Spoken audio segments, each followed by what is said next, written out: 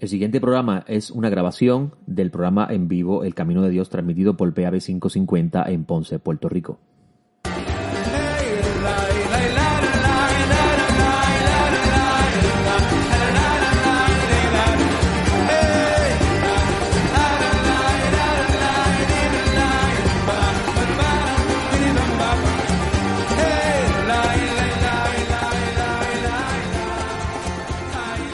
Saludos amigos, les habla Joseph, director de Eshaim. Para mí es un gusto estar nuevamente con ustedes por aquí por PAB 550 en el programa Derech Hashem, El Camino de Dios. Programa que llega a ustedes parte del Ministerio de Eshaim, el Ministerio del Árbol de las Vidas, el árbol que fuimos injertados. Somos una escuela de pensamiento nazareno que enseñamos las raíces de la fe judeocristiana, aquello que usted conoce como el cristianismo primitivo.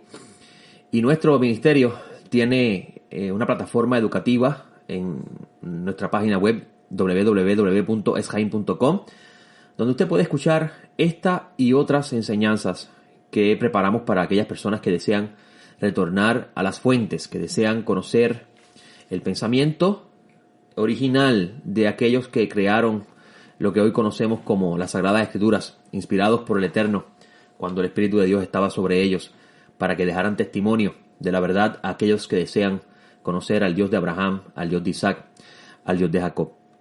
Como les dije amigos, para mí es un gran honor estar con ustedes.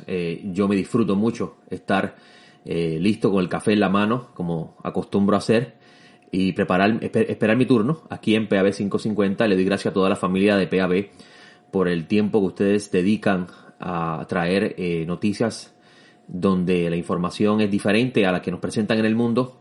Pero no solamente eso, sino que también preparan espacios para que personas que desean tomar un tiempo para reflexionar sobre los asuntos de la vida y escuchar buena palabra, puedan también así hacerlo. Y nuestro espacio, que comienza a las 7:30 de la mañana en PAB 550, un espacio de media hora, buscamos siempre resumir un poco lo que hemos enseñado durante la semana. Como ustedes saben, nosotros acostumbramos a enseñar la porción semanal de la Sagrada Escritura según la tradición del pueblo de Israel, que data de tiempos antiguos. Para que tengan una idea, en la época del Segundo Templo tenemos evidencia de nuestro maestro, Yeshua el Mesías, yendo a la sinagoga los Shabbats, tomando un rollo, leyendo del profeta, algo que se hacía y se sigue haciendo hoy en el mundo judío. Recordemos que Jesús, el Mesías, era judío de nacimiento, nació de la familia de David, descendiente de la tribu de Judá, y fue escogido por el Eterno para convertirse en el Salvador del mundo. Esto es algo muy importante que debemos saber. Estamos tratando de entender quién fue y quién es el Mesías de Nazaret, quién es el Mesías de Israel, quién es el Mesías del mundo. Porque con el pasar del tiempo, la figura histórica de este hombre, quien fue rabino, porque usted mira los escritos nazarenos, va a encontrar que le llamaban maestro, y maestro en hebreo es rabí o rabino. Siendo maestro, enseñó la palabra del Eterno, instruyó a aquellos que le seguían en el camino de Dios. Y la figura histórica de nuestro maestro sufrió grandes cambios. Pero gracias al Eterno que estamos viviendo tiempos de mucha turbulencia, pero a la misma vez de mucha apertura a poder recibir información que desconocíamos que existía. Una de las grandes cosas que cambió mi forma de leer la Escritura fue el descubrimiento de los rollos del Mar Muerto. Pero no solamente el descubrimiento de los rollos del Mar Muerto, sino haber tenido acceso a toda esta literatura judía que se va desarrollando a partir de la destrucción del Segundo Templo, cuya literatura nos ayuda a entender un poco cómo piensa la mente judía, cómo es la mente occidental a diferencia de la mente de estos hombres que vivieron en el Medio Oriente. Nosotros tenemos una forma de pensamiento bien diferente a este mundo cultural que, si no lo conocemos, pensaríamos que las cosas en las Escrituras son de acuerdo a nuestra mente occidental. Y eso es lo que estamos buscando, tratar de entender esta mentalidad, y porque es la mentalidad que el Eterno utiliza para revelarse al mundo entero y dar a conocer al Mesías. Y ese deseo en nosotros ha hecho que hayamos tenido acceso a esta información que nos ha ayudado muchísimo a entender la literatura bíblica. Para que tengan una idea, hay un texto del maestro Nazaret que dice: porque ¿quién de ustedes deja caer un animal, una abeja en un hoyo y lo deja allí, o en un pozo? Y se refiere a hacerlo bueno en Shabbat, porque la acusación es que está haciendo algo incorrecto en Shabbat. En los Reyes del Muerto aparece una instrucción con respecto a la observancia de las leyes que decía que si se te caía tu animal en un hoyo, en Shabbat debías dejarlos allí, no lo podías sacar.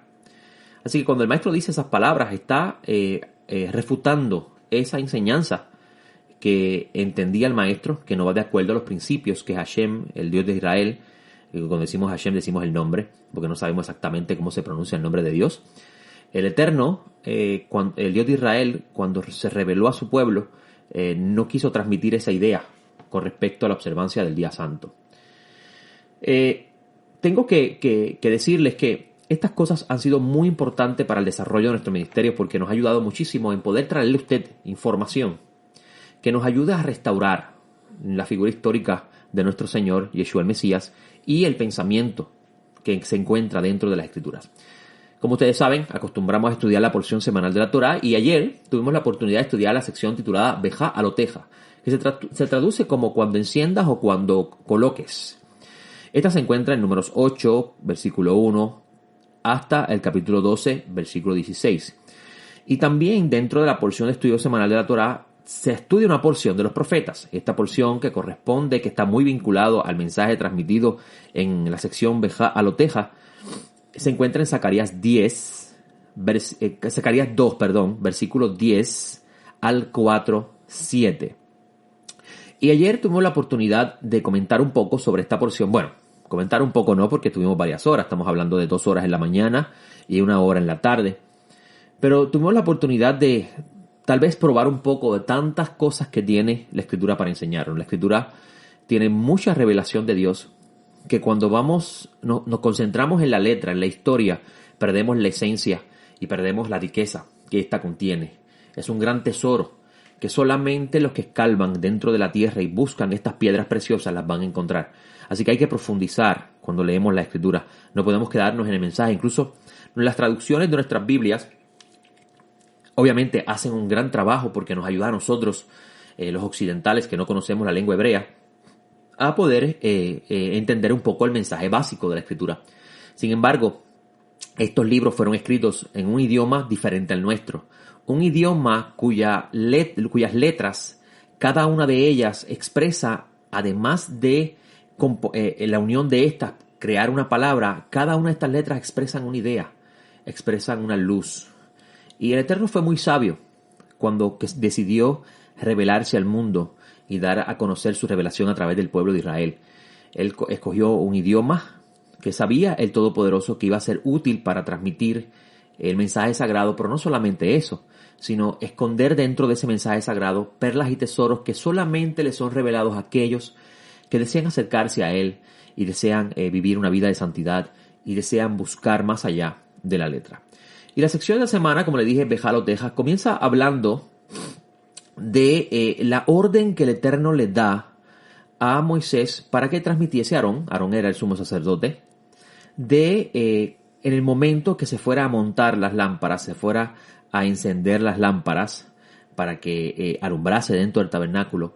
Estas lámparas esta menorá, esta lámpara de 7 brazos, debía alumbrar hacia la parte delantera del candelabro. Y esto es bien importante.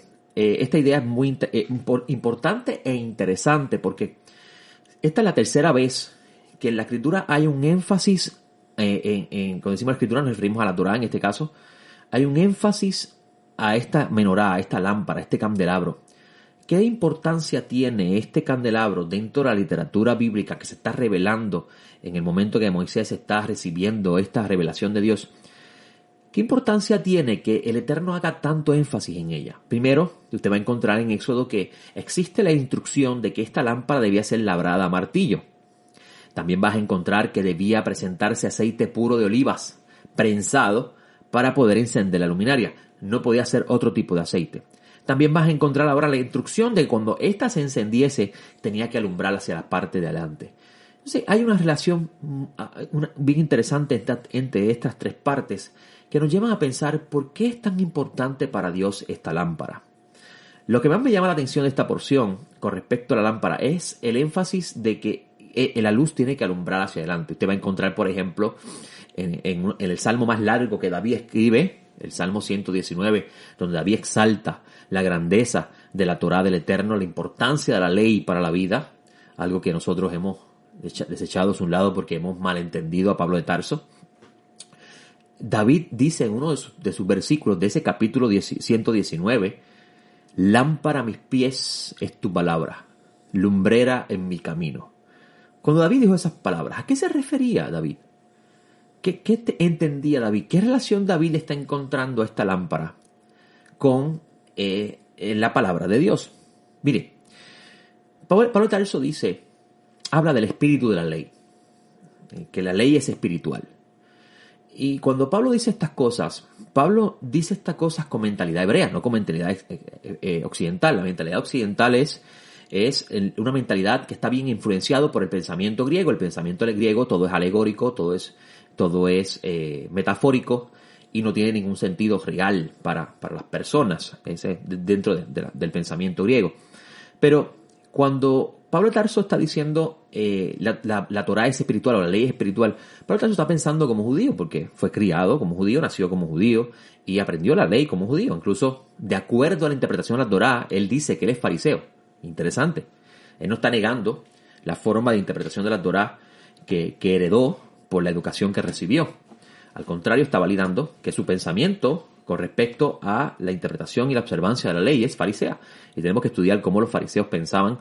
Ustedes a veces pensarían que un fariseo significa hipócrita. No, amigo, fariseo no significa hipócrita. No todos los fariseos eran malos.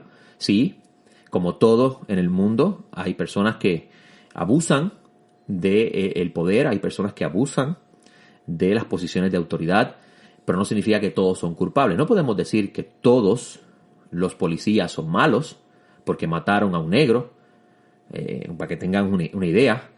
Pero sí, dentro de la fuerza policíaca hay personas corruptas, no podemos negarlo.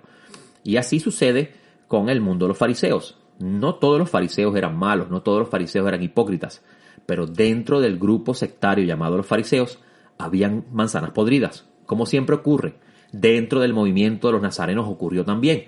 ¿O acaso no un hombre del discípulo del maestro no fue el que lo entregó? Eso es normal en la vida, porque somos seres humanos y estamos propensos a caer en la trampa del mal. Y cuando decimos que Pablo de Tarso decía que la ley es espiritual, Pablo de Tarso está diciendo que la escritura, la Torá, que se traducía en ese momento, o usted conoce como la ley, contiene un mensaje que va más allá de la letra, que nos quiere revelar el carácter de Dios, nos quiere revelar quién es nuestro creador y cuál es su plan, cuál es el deseo suyo para la humanidad. Una de las cosas más interesantes que pude aprender a lo largo del tiempo que llevo estudiando el pensamiento judío es que cuando Dios creó al mundo, Él quiso otorgarle toda su bondad al humano. Él quiso hacerle un bien al humano. Nosotros hemos llamado la creación mala, sin embargo la Escritura nos dice en el capítulo 1 que todo lo que Dios creó lo llamó bueno. Y de aquí, escúcheme bien, de aquí es que los rabinos deducen la idea de la vida eterna. De esa idea, si Dios quiso otorgarle al humano toda su bondad, entonces lo creado fue creado para que existiese para siempre. Y usted va a decir, pero espérate, que la Escritura nos dice que todo lo que existe va a ser destruido. No.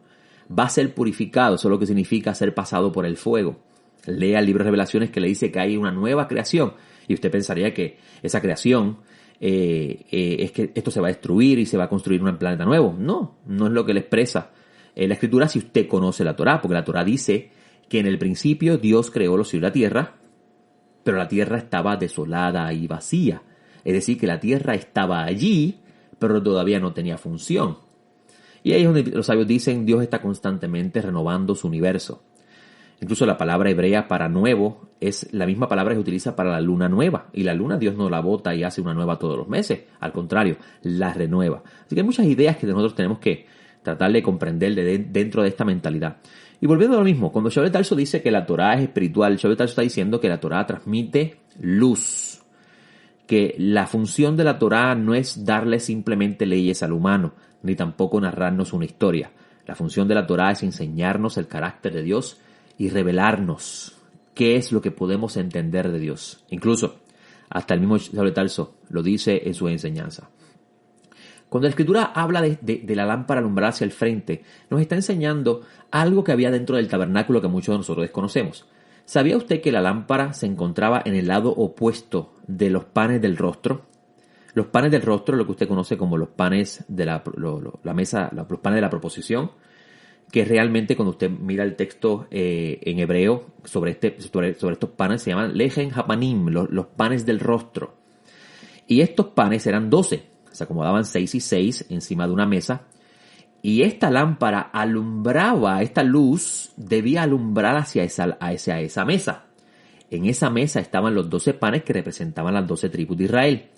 Y entonces nos hacemos esta pregunta: ¿por qué el Eterno deseaba que esta luz alumbrase hacia el frente? Y esta luz si alumbraba hacia el frente, iba a alumbrar hacia esa mesa. ¿Qué relación tiene esta palabra, los panes del rostro, que es lo que usted conoce como los panes de la proposición, con las 12 tribus de Israel? De aquí, amigos, de esta idea del tabernáculo y el funcionamiento, es que comienza a nacer ideas hermosas en la Escritura, que entre ellas vas a encontrar al maestro de Nazaret diciendo: ustedes son la luz del mundo. Y usted preguntaría, ¿por qué el maestro Nazaret le va a decir al pueblo de Israel, ustedes son la luz del mundo? Porque al pueblo de Israel, que se lo está diciendo, él está en un monte en la Judea de la época del Segundo Templo, él no salió nunca de la tierra de Israel, y le está hablando a un grupo de judeanos que estaba allí presente, y le estaba diciendo a ellos que ellos eran la luz del mundo. ¿Por qué le está diciendo él a ellos la luz del mundo? ¿Qué relación tiene eso con la lámpara de este tabernáculo? ¿Por qué el Eterno en la Escritura le dice a su pueblo que ellos no pueden tomar el nombre del Eterno en vano? ¿Por qué el Eterno también los regaña y les dice: ustedes han profanado mi nombre? Hay un gran vínculo en esta palabra, lejen hapanim, el pan del rostro, con esta relación de la luz alumbrando sobre la mesa. Y es que el pueblo de Israel es el rostro de Dios. Cuando decimos el rostro de Dios, está diciendo que ellos deben ser la imagen de Dios en el mundo. Y cuando decimos imagen de Dios, es que su conducta, su forma de proceder, la forma de vivir debe ser diferente. Por eso es que el Eterno lo llama nación santa, pueblo sacerdotal. Estas ideas que le estoy presentando son muy importantes comprenderlas, porque usted va a encontrar, por ejemplo, una carta escrita por Simón Kefa, hablándole a los dispersos, que todos los que analizan el texto han pensado que en Primera de Pedro fue escrito para gentiles.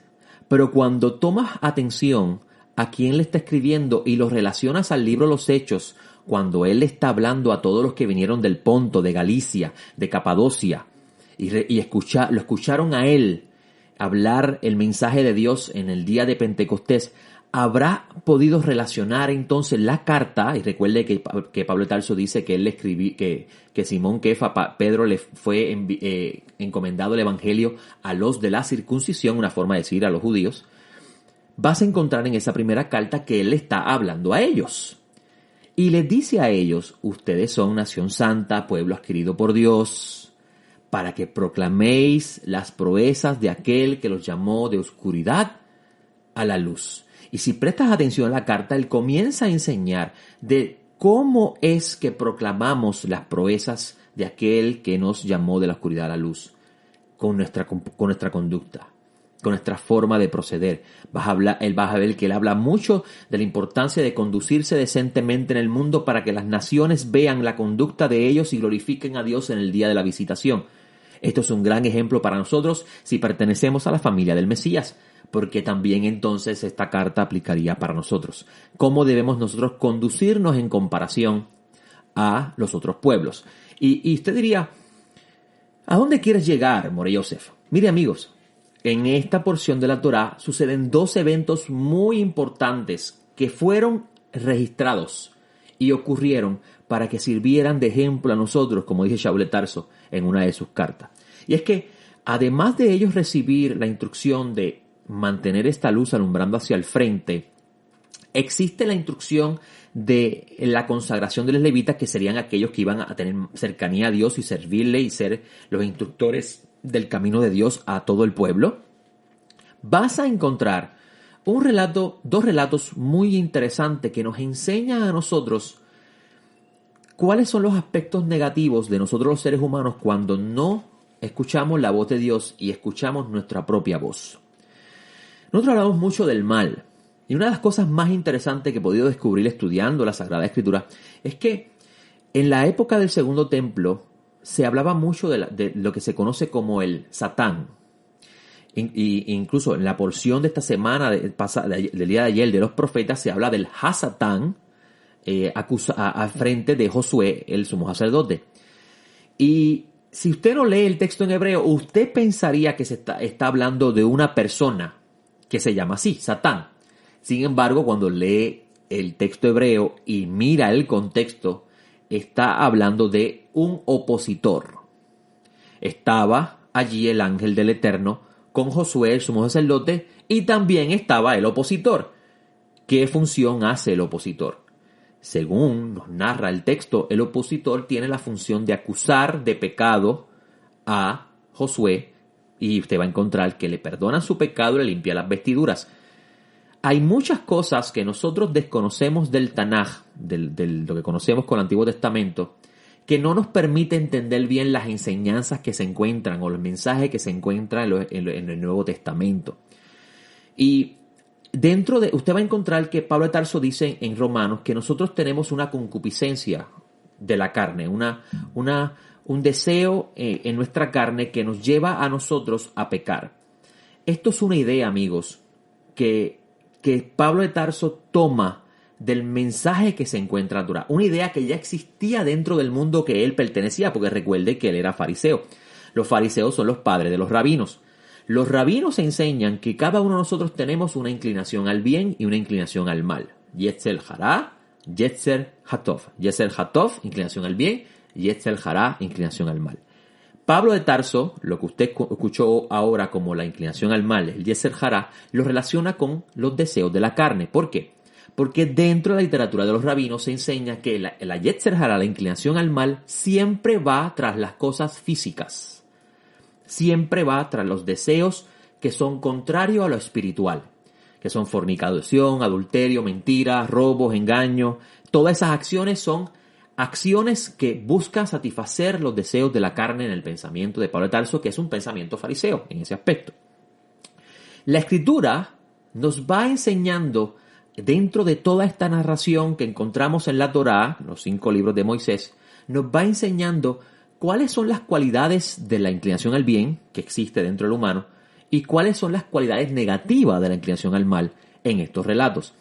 Y es muy interesante ver cómo la Escritura nos enseña que en este relato de Bejaloteja, los levitas tenían que afeitarse y lavar sus ropas para ser consagrados a Dios. Si usted mira ese texto y usted pensaría que es un simple ritual que está vinculado al mundo antiguo. Pero la Escritura está transmitiendo un mensaje cuando estudiamos y analizamos qué es lo que hay detrás de ello. La Escritura nos habla de un hombre llamado David, que era todo velludo y a la misma vez era tierno en sus ojos. Eso lo va a encontrar en el relato que Samuel lo va a ungir a él como rey. Samuel lo mira y lo ve todo velludo, colorado, pero a la misma vez lo ve con ojos tiernos. El que ha estudiado Torá, cuando lee eso, le llama la atención. ¿Por qué? Porque hay una persona dentro de los 5 libros de Moisés que se narra su nacimiento que era también todo velludo y colorado. Incluso se le llamó Edom, que significa rojo, por razón de eso. Y una de las características de Edom es que Edom era muy inclinado o Esaú, mejor dicho, era muy inclinado a los deseos de la carne. Era un hombre de campo que le gustaban mucho las riquezas. No solamente eso, sino que también era un hombre iracundo, un hombre que no podía controlar sus rasgos de carácter que lo llevaban a él a ser violento. Esto es muy importante porque los levitas, que fueron escogidos para estar en cada ciudad y enseñar el camino de Dios al pueblo, cuando el Eterno ordena que se afeite, es una forma de enseñarle que ellos debían ser mansos en su forma de enseñar. Estos tenían que enseñar el camino de Dios, que empieza con la disciplina, porque sin disciplina no podemos caminar con bien en el mundo, pero esta disciplina no debía excederse en la forma de enseñarse. Por eso vas a encontrar en los escritos nazarenos la idea de airaos, pero no pequéis. Vas a encontrar a Pablo de Tarso enseñar que quien quiera obispado, buen oficio desea, pero tiene que ser una persona mansa, que tenga dominio propio, que no sea amante del vino. Cosas que Pablo de Tarso saca de las ideas que se encuentran en la Torá. Vas a encontrar que los levitas tienen que lavar sus ropas. Una forma de decir que sus rasgos de carácter, porque usted va a encontrar que en el libro de Revelaciones dice que el lino fino y blanco son las acciones justas, las acciones buenas de los santos. Y las acciones buenas están relacionadas a los rasgos de carácter. Usted va a encontrar que a los levitas se le ordena lavar sus ropas, una forma de decir que los rasgos de carácter del que va a tomar la posición de enseñarle al pueblo el camino de Dios, tenía que tener unos rasgos de carácter adecuados para ejercer esa función. Y usted va a encontrar de eso dentro de ese mismo relato, y lamento mucho que el tiempo no me permita hablar más. Usted va a encontrar dentro de ese relato que se habla de dos situaciones muy tristes dentro de la vida en el desierto, en esta nueva experiencia que los israelitas van a vivir luego de salir de Sinaí. Y una de ellas es que se están quejando porque no tienen alimento. Y Moisés está muy fatigado y le dice al Eterno: no puedo con esta carga, por favor, ayúdame. Y el Eterno le dice: búscate hombres y vas a darle de tu espíritu a ellos para que te ayuden con la carga. Y estos hombres reciben el espíritu de profecía que estaba sobre Moisés, que no es otra cosa que enseñar las maravillas de Dios, como nos testifica el libro de los Hechos, cuando llegó el Espíritu Santo sobre los discípulos. Y mientras eso está pasando, al otro lado del mismo relato están las personas desesperados, recogiendo todas las gallinitas de codorniz que podían recoger, porque el Eterno estaba alimentando el deseo de ellos. Ellos querían alimento. No hacen nada más que salir de Sinaí y están peleando porque no tienen que comer.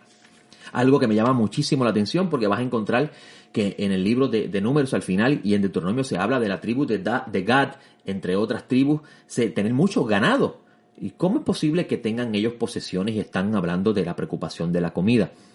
Pero lo que me llama la atención, porque no quiero desviarme del tema, es que cómo a la misma vez está elevando espiritualmente un grupo de personas para asistir a Moisés en la tarea de transmitir el camino de Dios al pueblo, otro segmento del pueblo se está quejando de su estado y está pidiendo alimento. Eso se encuentra en el capítulo 11, que incluso cuando ocurre el desastre de la muerte de todas esas personas por haberse excedido en sus deseos de comer, ahí vemos un ejemplo de inclinación al mal, vamos a ver que aquel lugar se llama Kiriot Hatabá, versículo 34 del capítulo 11, porque allí sepultaron a un pueblo con deseos desordenados. Y ese versículo me llama mucho la atención porque cuando vemos que la Escritura nos va a hablar también de lo que es la inclinación al mal en nosotros y la inclinación al bien, esto es un ejemplo de lo que es la inclinación al mal. La inclinación al mal, que se llama en la literatura de Pablo la concupiscencia de la carne, nos lleva a nosotros a tener deseos desordenados, deseos que nos pueden traer la muerte. Es muy interesante que Pablo de Tarso en sus enseñanzas habla de todos esos rasgos de carácter negativo que crean en el humano distanciamiento de Dios y eventualmente la muerte. Todos esos rasgos que Pablo de Tarso va a enseñar se encuentran narrados en las historias que usted encuentra en la Torá de Moisés. Historias que van más allá de la letra, que transmiten el espíritu de la ley. ¿Cuál es la intención de Dios cuando entregó la ley? Una cosa bien interesante que aprendí de los rabinos es que un rabino de la época medieval enseña que la Torá fue dada para sujetar la inclinación al mal. Eso, cuando lo leí, me chocó muchísimo porque me acordó un hombre que vivió 1100, 1200 años antes que él, que dijo que la ley fue dada por causa del pecado, que por causa de la transgresión fue dada la ley. ¿Y qué es la transgresión? Los deseos desordenados que hacen que el humano piense que la vida consiste en lo que puede poseer y no en conocer al Creador. Recuerde lo que le dije al principio.